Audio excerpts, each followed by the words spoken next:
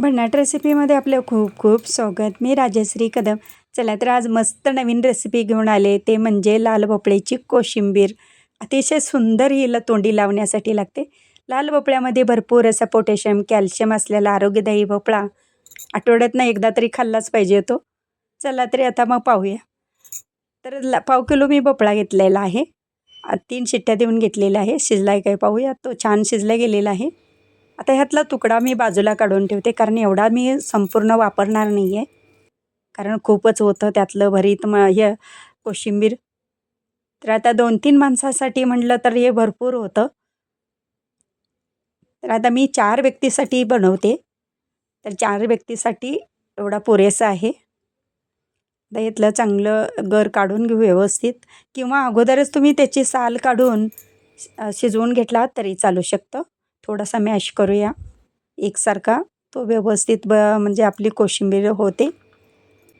तर याच्यामध्ये भरपूर अशी दही घालायची. जेवढी दही असेल ना तेवढी छान लागते ती कोशिंबीर. दह्याचं प्रमाण थोडंसं जास्त ठेवायचं आहे. तर याच्यामध्ये घालूया थोडंसं कोथिंबीर, शेंगदाण्याचं कूट घालूया त्याच्यामध्ये.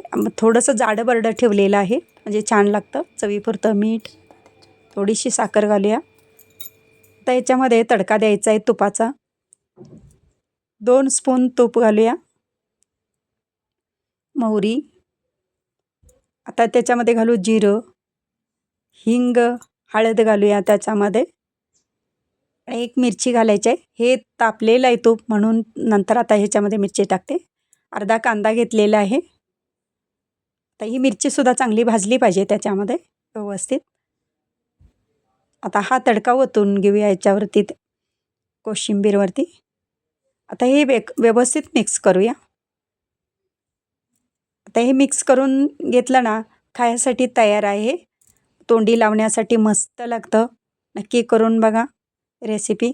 मग ह्याच्यामध्ये तुम्ही उडदाची डाळ देखील तडक्यामध्ये टाकू शकता, ते देखील छान लागतं कोशिंबीरमध्ये. आता हे तयार झालेलं आहे. माझी रेसिपी व पदार्थ आवडल्यास चॅनलला सबस्क्राईब करा, बेल आयकॉन दाबा, लाईक करा, इतरांना शेअर करण्याचं विसरू नका. तसेच कमेंट करण्याचं विसरू नका. आपल्यासाठी अशीच नवनवीन पदार्थांनी.